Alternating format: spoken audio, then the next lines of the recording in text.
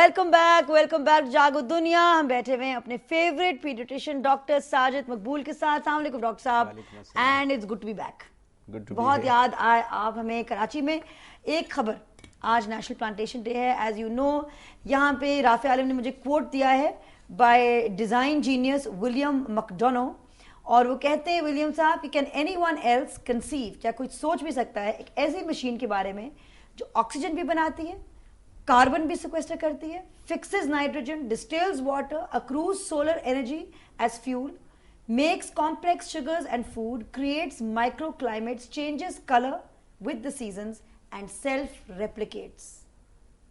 ये मशीन है दरख्त, और हम we knock them down without a second thought to make roads for cars that spew gases that kill us and kill our environment. What could be more stupid and more criminally irresponsible? खुदा के वास्ते सोचें कि दरख्त क्या करते हैं हमारे माहौल के लिए, हमारे बच्चों के लिए, हमारे मुस्तकबिल के लिए, और हम क्यों इनको काटते हैं। और हमें फौरी तौर पे शोर मचाना चाहिए, रोकना चाहिए, और जो लाहौर बचाओ तहरीक है उसका साथ देना चाहिए कि हम अपने दरख्तों को बचाएं।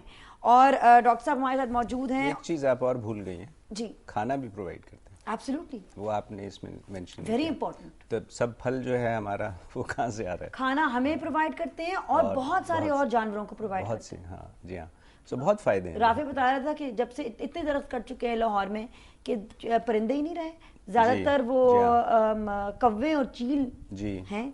अच्छा, सफेदे के पौधे प्लीज ना लगाइएगा, सफेदे के पौधे, क्योंकि एक तो they I find them fairly useless, और ओवर सफेदोफाइंग हो गया है हमारे शहर में। और रोड्स को खुला करने के लिए दरख्तों को नहीं काटना चाहिए, नहीं काटना चाहिए, नहीं काटना चाहिए, नहीं काटना चाहिए।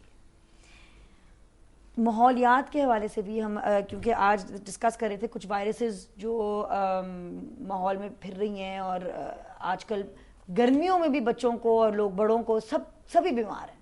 एवरीबडी, कराची में सब बीमार हैं, यहाँ लाहौर में आई तो लाहौर में सबको फ्लू हुआ है।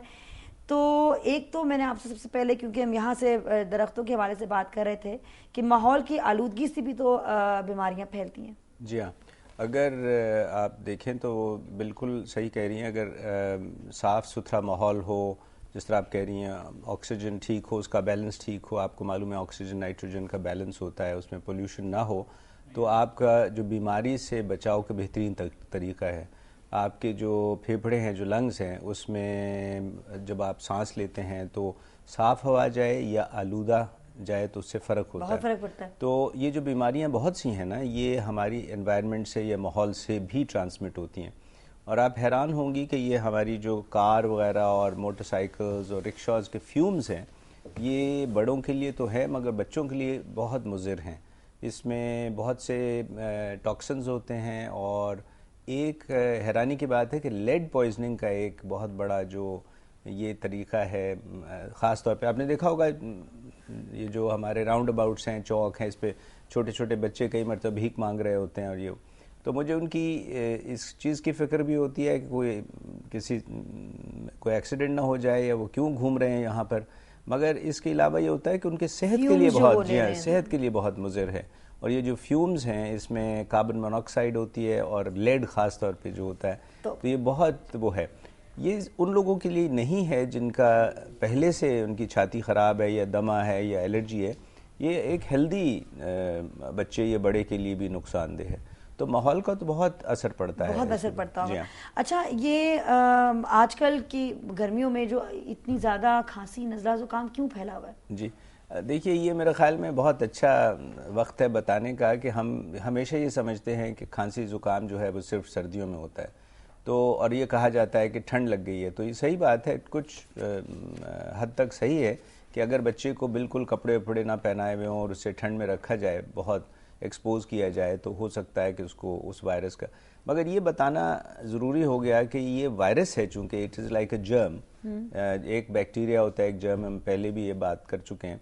तो ये गर्मी से सर्दी से इसका ताल्लुक़ नहीं होता। आपने देखा होगा जब लोग उम्रे पे या हज पे जाते हैं तो वहाँ तो कोई ठंड वंड नहीं होती है, वहाँ गर्मी होती है। So it has to do with a virus that is transmitted from one to the other. और ये किस तरह ट्रांसमिट होती है एक से दूसरे शख्स? जी हाँ, वो इस तरह होता है कि पास होने से अगर हम लोग एहतियात नहीं बरतते हैं, खांसते हैं, छींक मारते हैं, या ये कि फिर वो अगर हाथ इस्तेमाल करते हैं साफ़ करने के लिए, नाक पोंछने के लिए, वो हाथ नहीं धोते, या किसी चीज़ को टच कर लेते हैं, वायरस वहाँ रह जाता है कुछ घंटों के लिए। अब इतना चर्चा है स्वाइन फ्लू का, बिल्कुल इसी तरह से वो भी ट्रांसमिट होता है, कोई फ़र्क नहीं है वायरस के ट्रांसमिट होने में।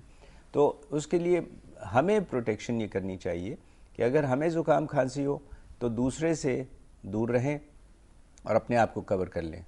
अगर किसी और को है तो उसके पास न जाएं, और ये कि अगर उससे ये मुमकिन नहीं है तो फिर कम से कम हाथ अपने जो हैं वो धोते रहें। कॉलर हमारे साथ हैं। अस्सलाम वालेकुम, कौन बोल रहा है?